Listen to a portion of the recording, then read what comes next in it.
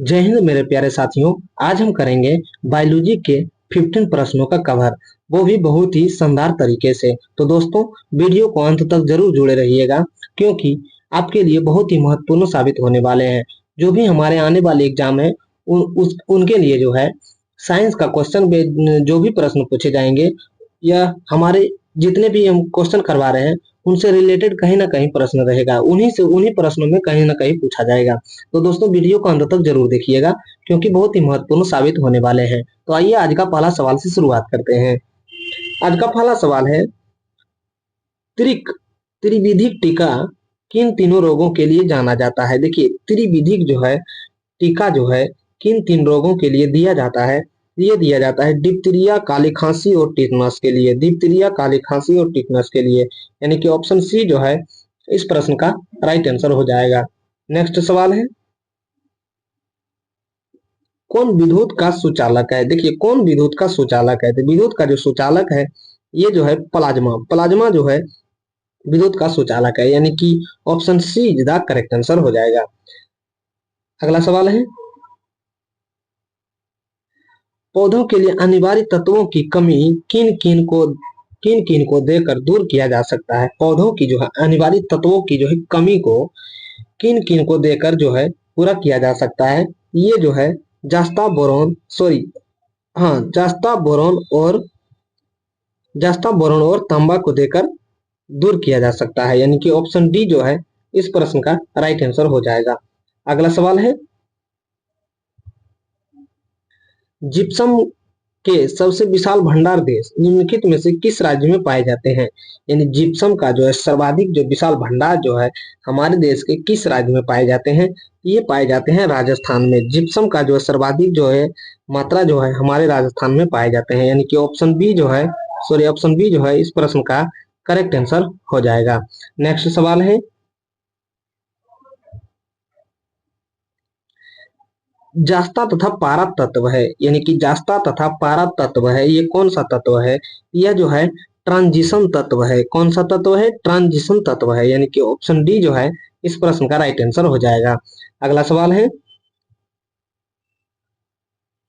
पौधों में जल का महत्वपूर्ण घटक है जो भाग लेता है, यानी कि पौधे में जो है जल महत्वपूर्ण घटक है, तो कौन भाग लेता है। तो प्रकाश संश्लेषण में भाग लेता है। किस में भाग लेता है? प्रकाश संश्लेषण में भाग लेता है, यानी कि ऑप्शन सी जो है इस प्रश्न का राइट आंसर हो जाएगा। अगला सवाल है, ध्वनि तरंगों को विद्युत तरंगों में परिवर्तित करने वाले यंत्र को क्या कहते हैं। देखिए, ध्वनि तरंगों को विद्युत तरंगों में परिवर्तित करने वाले जो यंत्र जो होते हैं ये माइक्रोफोन होते हैं। कौन होते हैं? माइक्रोफोन होते हैं, यानी कि ऑप्शन सी जो है इस प्रश्न का राइट आंसर हो जाएगा। अगला सवाल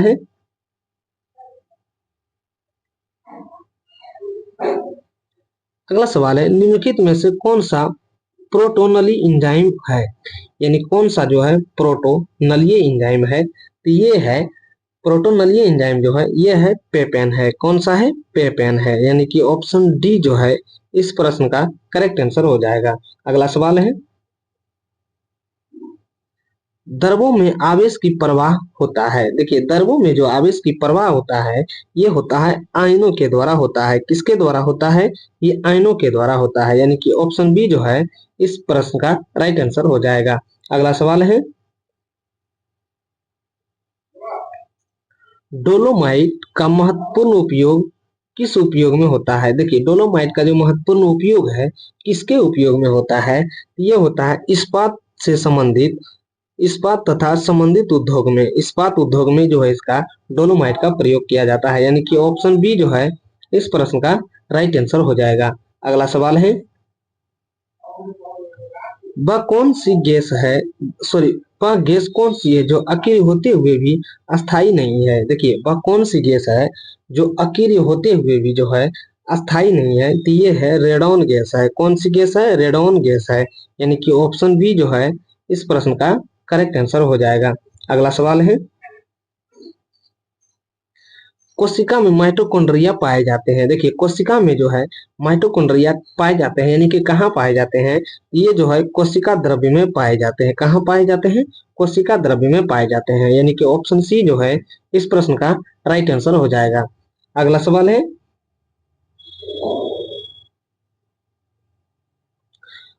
पौधों में प्रोटीन संश्लेषण का मुख्य रूप होता है। देखिए पौधों में जो है प्रोटीन संश्लेषण का जो मुख्य रूप होता है ये होता है विभाजोत्तकी ऊतक तथा संग्रह ऊतकों में। किसमें होता है? विभाजोत्तकी ऊतक तथा संग्रह ऊतक में होता है। यानी कि ऑप्शन डी जो है इस प्रश्न का करेक्ट आंसर होने वाला है।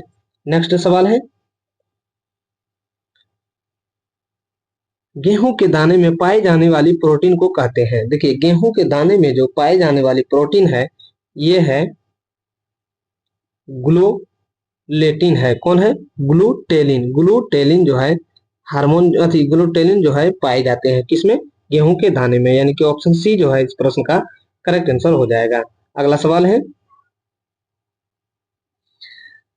विभव प्रवणता विभव प्रवणता का मापक होता है। देखिए विभव प्रवणता का जो मापक होता है ये होता है ओम सेंटीमीटर होता है। क्या होता है? ओम सेंटीमीटर होता है। यानी कि ऑप्शन बी जो है इस प्रश्न का राइट आंसर हो जाएगा। अगला सवाल है, न्यूट्रॉन तथा प्रोटॉन की संख्या का योगफल को क्या कहते हैं? देखिए न्यूट्रॉन तथा प्रोटॉन की जो है संख्या का जो योगफल कहते हैं उसमें द्रव्यमान संख्या कहते हैं। क्या कहते हैं? उसको हम लोग जो है द्रव्यमान संख्या कहते हैं। यानी कि ऑप्शन सी जो है इस प्रश्न का करेक्ट आंसर हो जाएगा। अगला सवाल है, निकोटीन निकोटीन पदार्थ जो है किस पौधे में पाया जाता है? तो देखिए निकोटीन जो है यह तंबाकू में पाया जाता है। किस में पाया जाता है? तंबाकू में पाया जाता है। यानी कि ऑप्शन ए जो है इस प्रश्न का करेक्ट आंसर हो जाएगा। अगला सवाल है, पोलियो रोग किस वर्ग के रोगाणुओं के द्वारा होता है? देखिए पोलियो रोग जो होता है ये होता है विषाणु से होता है। किससे होता है? विषाणु से होता है। यानी कि ऑप्शन ए जो है इस प्रश्न का राइट आंसर हो जाएगा। अगला सवाल है,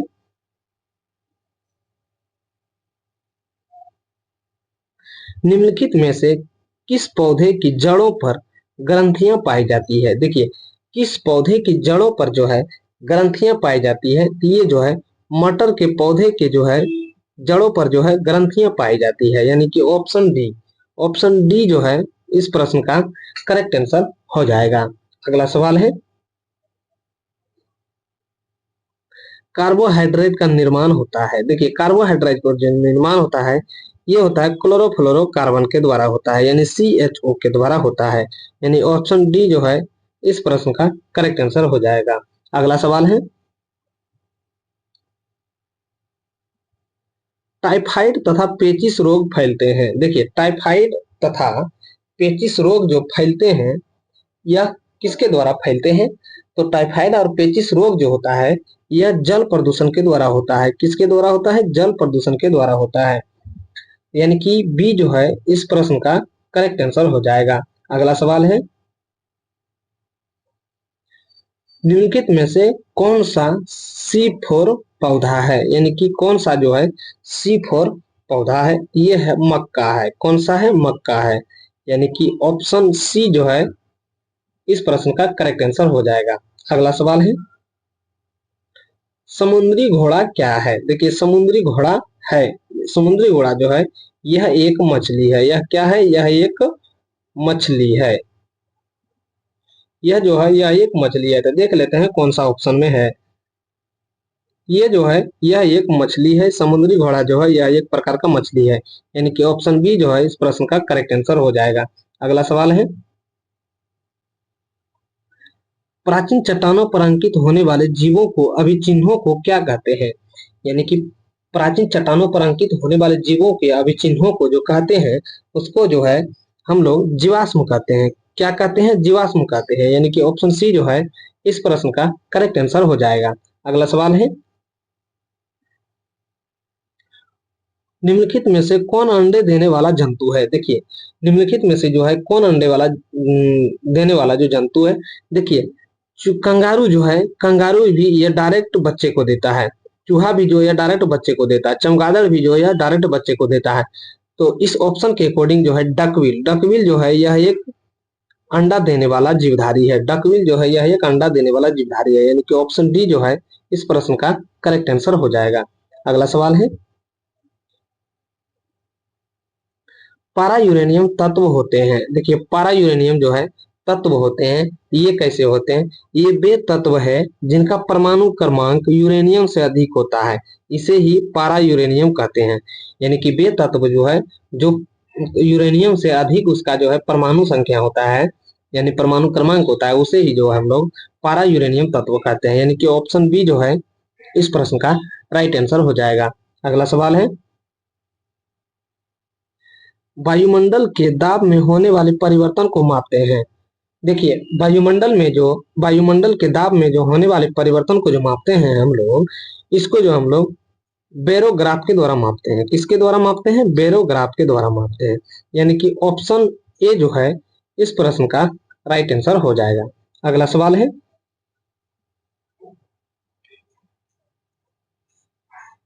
वाहनों के इंजन को ठंडा करने वाला उपकरण को क्या कहते हैं? देखिए, वाहनों के जो ठंडा करने वाले उपकरण को जो हम लोग कहते हैं, इसको जो है रेडिएटर कहते हैं। क्या कहते हैं? रेडिएटर कहते हैं। यानी कि ऑप्शन बी जो है इस प्रश्न का राइट आंसर हो जाएगा।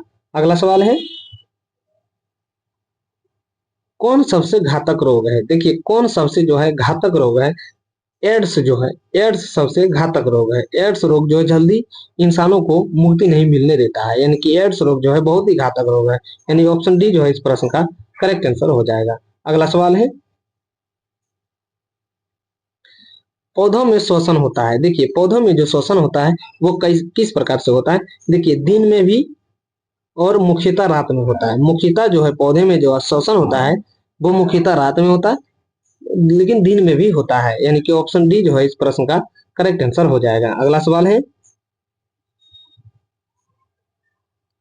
कृषि शास्त्र किसको उन्नत किया जाता है? देखिए, कृषि शास्त्र में जो है किसको उन्नत किया जाता है? तो कृषि को उन्नत किया जाता है। किसको किया जाता है? कृषि को उन्नत किया जाता है। यानी कि ऑप्शन डी जो है इस प्रश्न का राइट आंसर हो जाएगा। अगला सवाल है, सघन खेती का संबंध किससे है? देखिए, सघन खेती का जो संबंध जो है, यह मौजूदा भूमि के सघन उपयोग के उपज को बढ़ाना है। इसी के जो है, यानी मौजूदा भूमि के सघन उपयोग को जो है बढ़ाना होता है। यानी कि ऑप्शन डी जो है इस प्रश्न का करेक्ट आंसर हो जाएगा। अगला सवाल है, ट्रक फार्मिंग क्या है? देखिए, ट्रक फार्मिंग जो है ये क्या है? ये है व्यापारिक स्तर पर सब्जियों की कृषि है। क्या है? व्यापारिक स्तर पर जो है सब्जियों की कृषि है। यानी कि ऑप्शन ए जो है इस प्रश्न का राइट आंसर हो जाएगा। अगला सवाल है, फ्लोरिकल्चर के अंतर्गत किसका अध्ययन किया जाता है? देखिए, फ्लोरिकल्चर के जो है अंतर्गत जो है यह किसका अध्ययन किया जाता है? तो फ्लोरिकल्चर के अंतर्गत जो है फूलों का अध्ययन किया जाता है। किसको किया जाता है? फूलों का। यानी कि ऑप्शन डी जो है इस प्रश्न का करेक्ट आंसर हो जाएगा। अगला सवाल है, पोमोलॉजी में किसमें पोमोलॉजी के अंतर्गत किसका अध्ययन किया जाता है? देखिए, पोमोलॉजी के अंतर्गत जो है यह फूलों का अध्ययन किया जाता है। सॉरी, किसको किया जाता है? फलों का। पोमोलॉजी में फलों का अध्ययन किया जाता है। यानी कि ऑप्शन ए जो है इस प्रश्न का करेक्ट आंसर हो जाएगा। अगला सवाल है,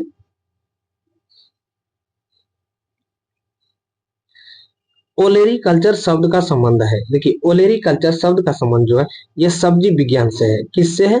सब्जी विज्ञान से। यानी कि ऑप्शन ए जो है इस प्रश्न का करेक्ट आंसर हो जाएगा। अगला सवाल है,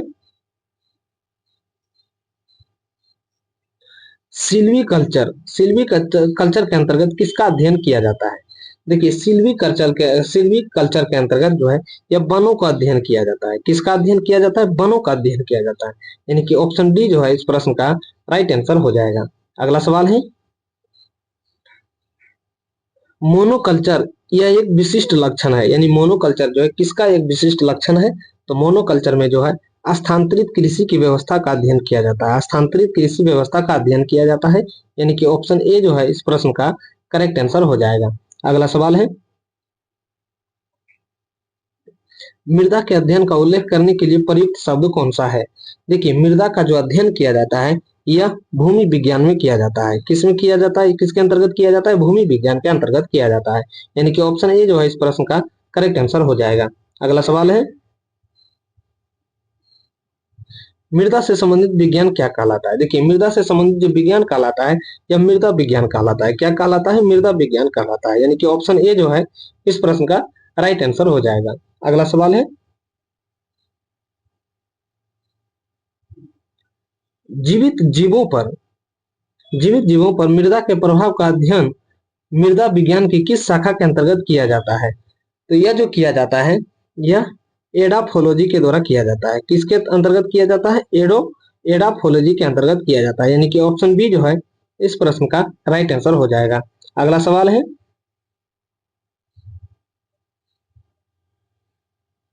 भारतीय कृषि अनुसंधान समिति ने भारतीय मिट्टी को कितने वर्गों में विभाजित किया गया है? तो देखिए, भारतीय मिट्टी को जो विभाजित किया गया है, यह आठ प्रकार की मिट्टियों में विभाजित किया गया है, यानी कि ऑप्शन सी जो है इस प्रश्न का राइट आंसर हो जाएगा। अगला सवाल है,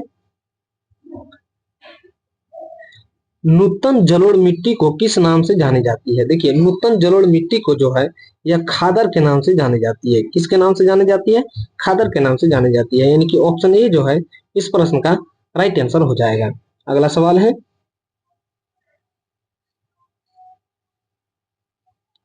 काली मिट्टी का काला रंग किसकी उपस्थिति के कारण होता है? देखिए, काली मिट्टी का जो है काला रंग जो होता है, यह टिटेनिफेरस और मैग्नेटाइट एवं ह्यूमस की कमी के कारण जो होता है, यानी कि ऑप्शन सी जो है इस प्रश्न का राइट आंसर हो जाएगा। अगला सवाल है, किस मिट्टी में अधिक समय तक आर्द्रता बनाए रखने की क्षमता होती है? देखिए, किस मिट्टी में जो है अधिक समय तक जो है आर्द्रता बनाए रखने की क्षमता जो होती है, ये होती है काली मिट्टी में। कौन सी मिट्टी में होती है? काली मिट्टी में होती है, यानी कि ऑप्शन बी जो है इस प्रश्न का राइट आंसर हो जाएगा। अगला सवाल है, किस मिट्टी में कृषि के सिंचाई की आवश्यकता नहीं पड़ती है? यानी कौन सी मिट्टी में जो है कृषि के लिए सिंचाई की आवश्यकता नहीं पड़ती है? ये जो है काली मिट्टी में है, ज्यादा सिंचाई की आवश्यकता नहीं पड़ती है, यानी कि ऑप्शन ए जो है इस प्रश्न का राइट आंसर हो जाएगा। अगला सवाल है,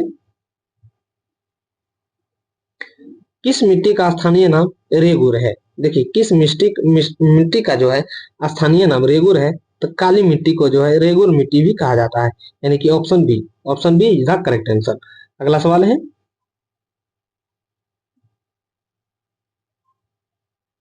मूंगफली की खेती के लिए कौन सी मिट्टी उपयुक्त है? देखिए, मूंगफली की खेती के लिए जो है काली मिट्टी उपयुक्त मानी जाती है।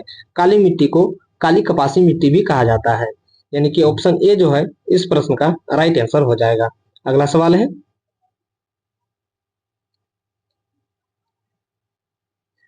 कपास की खेती के लिए इनमें से सर्वाधिक उपयुक्त मिट्टी कौन सी है? देखिए, काली मिट्टी को कपासी मिट्टी भी कहा जाता है, तो इसी के अकॉर्डिंग जो है ऑप्शन सी जो है इस प्रश्न का राइट आंसर हो जाएगा। अगला सवाल है, यानी कि आज का लास्ट सवाल है, कृषि शास्त्र में किसको उन्नत किया जाता है? देखिए, कृषि शास्त्र में जो है किसको उन्नत किया जाता है? तो कृषि शास्त्र में कृषि को जो है उन्नत किया जाता है। किसको किया जाता है? कृषि को ही उन्नत किया जाता है, यानी कि ऑप्शन डी जो है इस प्रश्न का करेक्ट आंसर हो जाएगा। तो दोस्तों, आज हम किए हैं बायोलॉजी का 15 प्रश्नों का डिस्कशन, वो बहुत ही शानदार तरीके से। तो मुझे उम्मीद होगा कि आप वीडियो को अंत तक जरूर देखे होंगे।